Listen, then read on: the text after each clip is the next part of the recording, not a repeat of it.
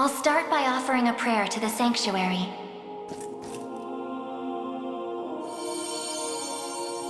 He who bears the ring of the unicorn, present its grandeur before me.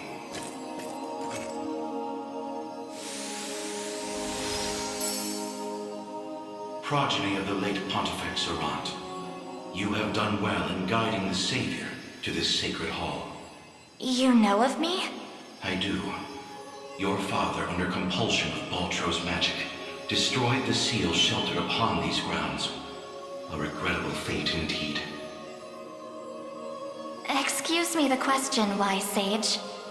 Why is it that those of the pontifical lineage are able to break the sanctuary seals?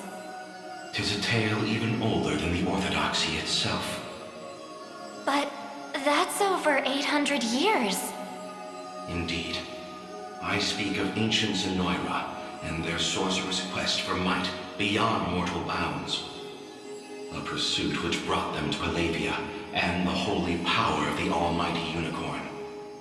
Enraptured by its supreme brilliance, they began to experiment, using the citizens of Albion as their subjects. In time, those experiments birthed a new race entirely. The population you know as angels. That's not possible.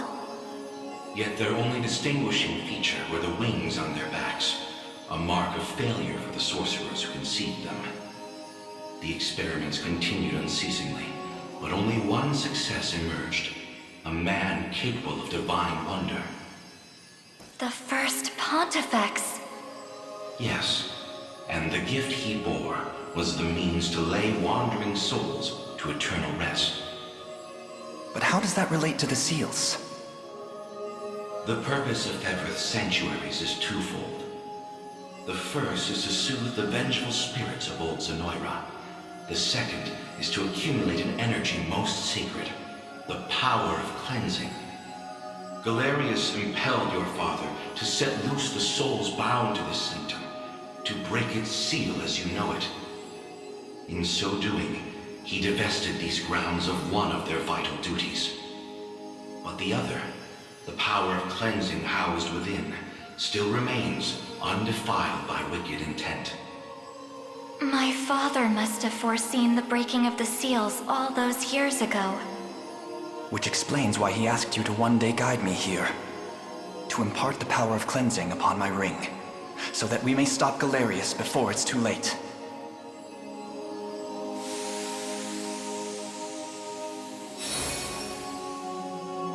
Your will is mine own, righteous Prince of Cornea.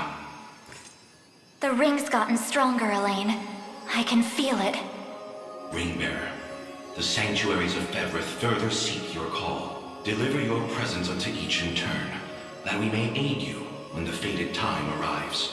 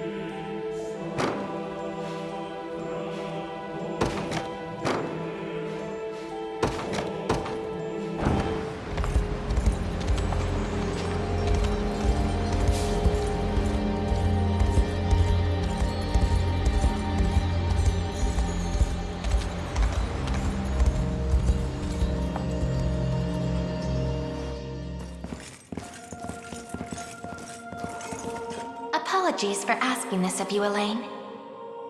It's merely that I'd like to make an inquiry regarding the nature of these sanctuaries. Please, your presence is more than welcome. We'll ask the sage together. I'll start by offering a prayer to the sanctuary.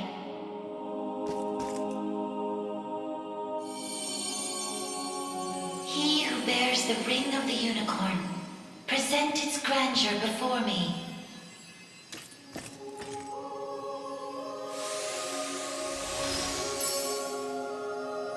Beside you stands the Tyrannos of Elheim. The ring of the unicorn would remain ever bound were it not for you. Or for your ancestors, who conveyed the rite of covenant through a great many generations. For that, you have my utmost gratitude. 'Tis a kindness I scarcely deserve, O wise sage. But if I may, I wish to ask a question of you. For what purpose were these sanctuaries constructed? To house errant, wandering souls, those of the fallen Zenoiran Empire. Yet that raises another question still. How is it that Zenoira met with ruin? 'Twas an act of hubris immeasurable. In search of the forbidden gift of immortality, their sorcerers made sacrifice of a divine being, the great and noble unicorn. Such vile disregard for the natural world. Indeed. And greed only drove them further from their own humanity. Amidst the slaughter, they sought to elicit the creature's purifying energy, and in so doing, break free of the shackles of mortality. Yet the cleansing fires of the unicorn glow impossibly bright, violent in their rejection of vice and villainy. For the wicked-hearted to harness such a power as their own would be a contradiction of its very purpose. 'Twas a miscalculation of the most fatal ilk. With the beast's dying embers, the fury of the unicorn struck Zenoira's people. Their skin burned, their flesh was rent from their bodies, and their souls were condemned to wander for the rest of eternity. How horrible. 'Twas the greatest irony, then, that the rite proved a success in the end. From the ashes of tragedy rose but one survivor. A single girl, capable of communion with the divine unicorn her countrymen had so cruelly defiled. Aside the Pontifex of Albion and the elven Turanos, she set forth to deliver peace to the restless souls of Zenoira's citizens. A venture which saw them construct 6 sanctuaries spread through every land of Fevrith. Upon its completion, she rallied those loyal to her cause and founded a new nation, Cornea, of which she would become the first queen. And with the spirits of her brethren pacified at last, she relinquished the power she had never once wished to receive. 'Twas then that it was severed in twain, each half laid into a sacred relic, symbolic of her tale. The ring of the unicorn. And that of the maiden. Then the reason this ring answers to me alone is the royal blood flowing through my veins. Quite so. Your heart is that of the unicorn, fated to commune with a maiden true and fair. A destiny which culminated in the rite of covenant and the subsequent unbinding of the ring's true form. Now, the power of cleansing housed within these grounds will prove a great boon in the battle ahead. You need only accept its grace.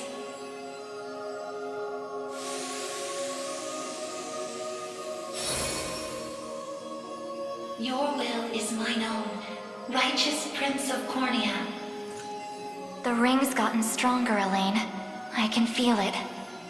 Ringbearer, the sanctuaries of Fevrith further seek your call. Deliver your presence unto each in turn, that we may aid you when the fated time arrives.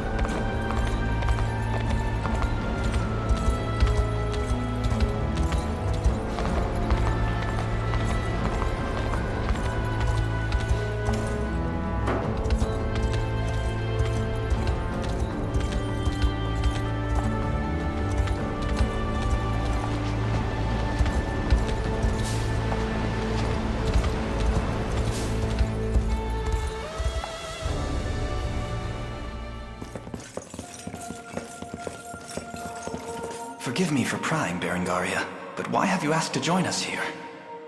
Baltro, I want to know more about the man who thinks he can tamper with other people's minds. I have a few other questions for this sage of yours, too.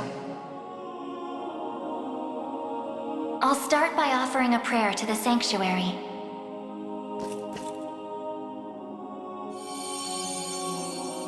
He who bears the ring of the unicorn, present its grandeur before me.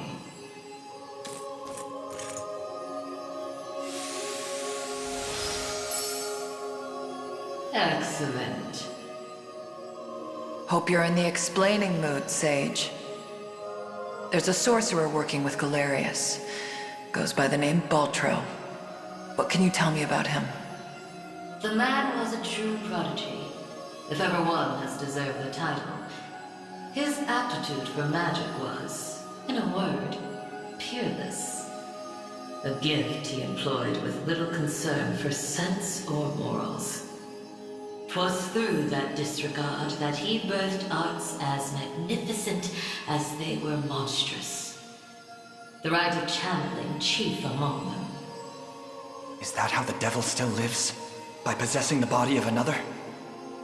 Baltro himself has no need of such trickery. While the lost souls of ancient Zenoira's people have long stood confined within the sacred grounds of the Sanctuaries, Baltro has remained in the realm of the living, sustaining his twisted physical form for centuries upon end.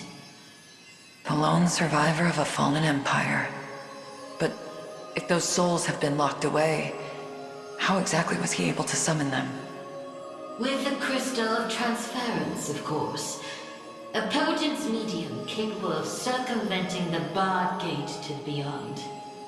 Once the desired soul was summoned, he wielded the rite of channeling to convey it into a yet living host. 'Tis a feat, I presume, only possible for a man of Baltro's infernal aptitude. Crystals of transference. I can't say I've ever heard of them myself. I bet they're real tough to come by. Otherwise, he'd have brought back the whole damn empire by now. You make a good point.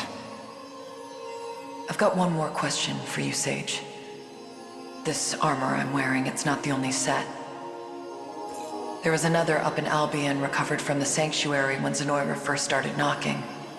Way I hear, it was the Pontifex who found it, gave it to a guy named Nigel not long after. So, I was wondering, this place have any old gear you're looking to part ways with? Alas, all armaments stored within these walls have long since been evacuated. Yet the power of cleansing remains pure and true. Grasp it tight, and it shall surely bring you succor in the days to come.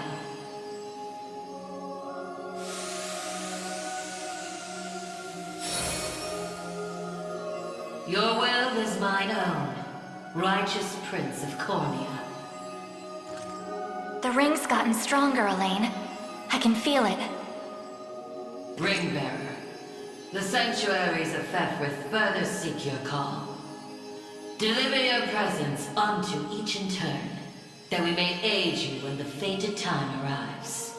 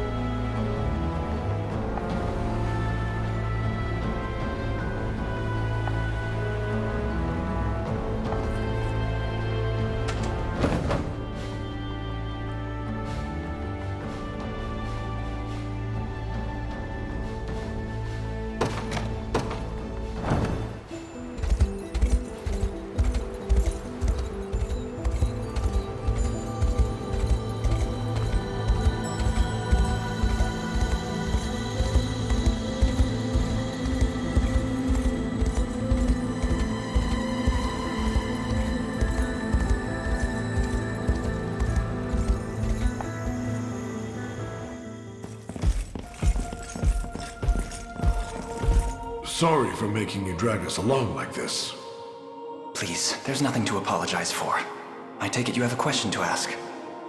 We want to see if this sage knows anything about the blue. It's the only reason we even got in here, so... I'll start by offering a prayer to the Sanctuary.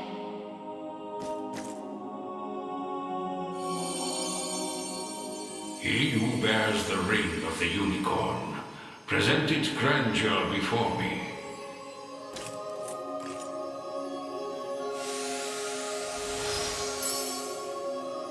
You've accomplished much, Ring-bearer. 'Tis no easy feat crossing a nation bound in the harshest of winters. I don't mean to interrupt, wise sage, but I was wondering if you could answer something for us. What exactly is the Bastorius Blue? You refer to the azure stone on your person, yes? It is magic made crystal, cultivated by the elves of yore. Long ago, when their kind still called Bastorius home. There were elves here? That era too saw Zenoira's reign encroach upon every region of Fevrith. The elves to the south, secure behind Ervelda's veil, espoused neutrality and insulated themselves in the forests of Elheim. Yet those in Bastorius did not possess such luxury. Instead, they forged a powerful crystal capable of transforming their bodies into those of colossal beasts. Astrals. But they could turn themselves back, right? Such a technique did exist, yes. Though, unfortunately, it has long been lost to the passage of time. Should have guessed as much. Still, Zenoira must have had some reason for wanting the stone so bad. Even though they didn't use their mind control to try and get it. I suspect you allude to the rite of channeling. As I understand it, Bestral physiology is far too distinct to house a human soul, making the rite a futile venture. In its place, they likely sought the crystal for its similar mastery over the hearts of your race. All in the grand hopes of bridling the same strength they failed to overcome so many years prior. Some story this thing's got. Now, we lack the time for further conversation. Allow me to imbue your ring with the power of cleansing. Use it well, and bring an end to Galerius's cruel ambitions.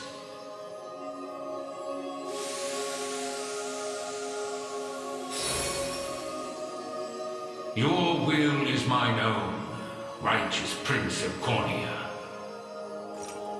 The ring's gotten stronger, Elaine. I can feel it. Ringbearer, the Sanctuaries of Fevrith further seek your call. Deliver your present unto each in turn, that we may aid you when the fated time arrives.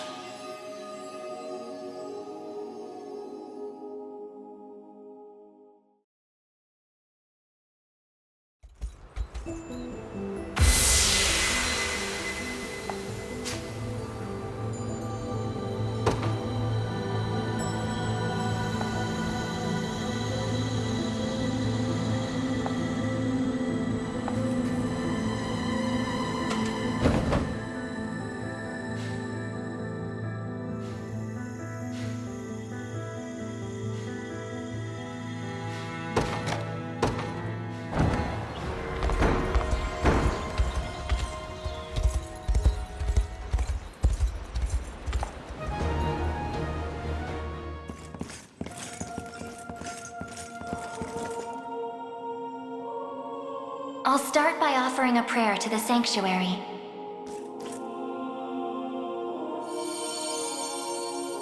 He who bears the ring of the unicorn, present its grandeur before me.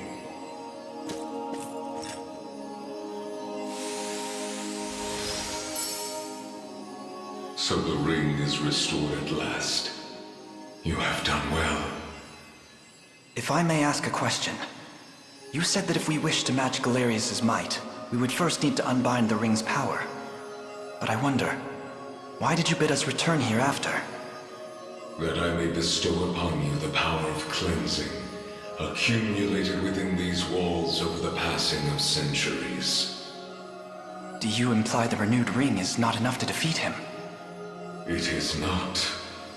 If you wish to bring such events to bear, you must usher the souls of Zenoira's people to their long-awaited salvation. The Zenoira of old was an ancient kingdom, said to have fallen in a single cursed night. What do its denizens have to do with this? The night you allude to was that of failed ceremony, one in which they relinquished their corporeal forms.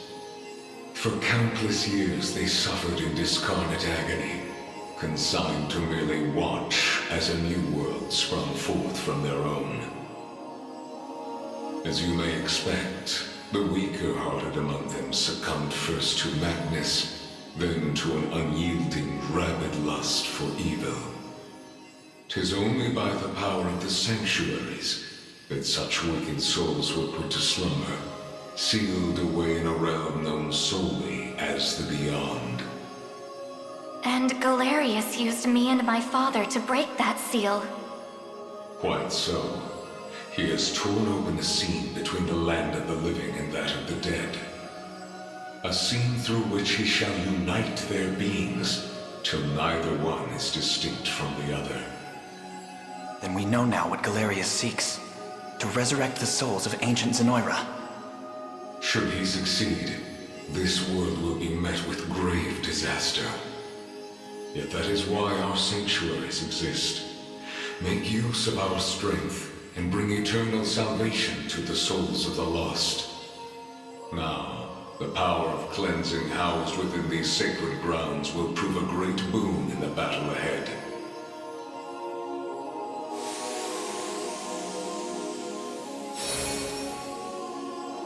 Your will is mine own, righteous Prince of Cornea. The ring's gotten stronger, Elaine. I can feel it. Runebearer, the sanctuaries of Fevrith further seek your call. Deliver your presence unto each in turn, that we may aid you when the fated time arrives.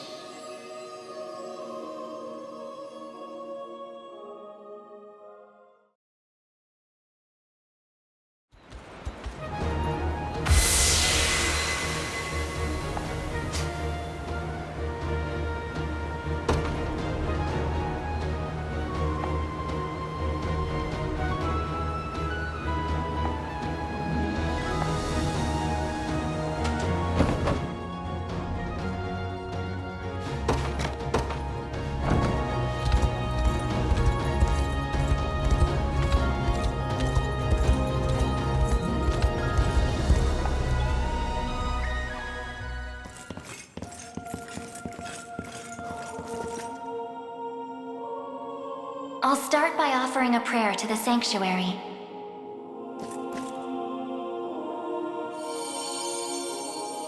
He who bears the ring of the unicorn, present its grandeur before me.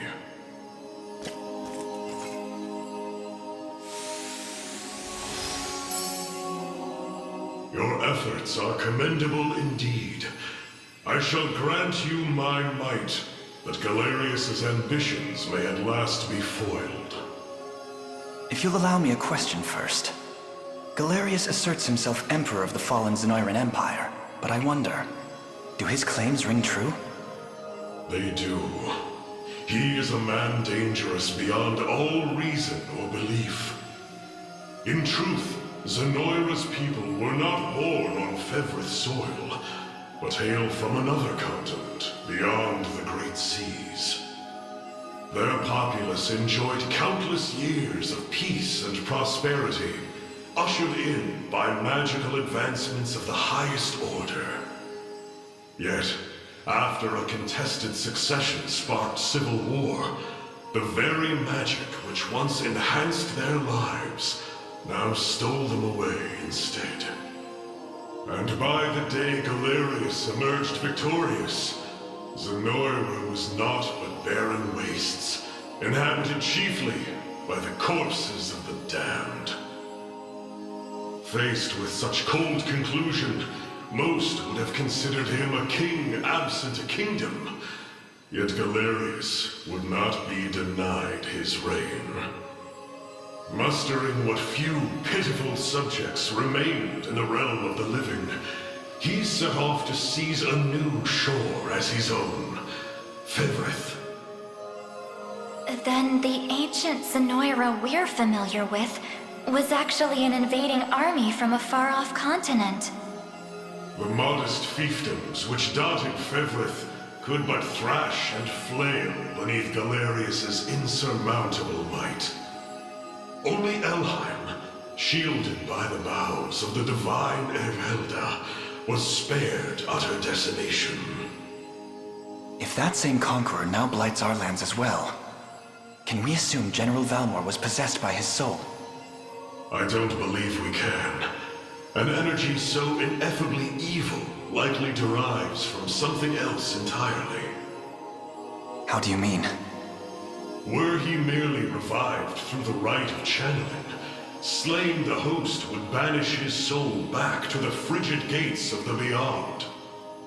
Yet, to judge by the monstrous aura surrounding him, I fear the task far too great for such crude methodology. No matter the truth of it, Galerius must be stopped. And the power of cleansing housed within these walls shall hearten that pursuit. 'Tis yours, should you but accept it.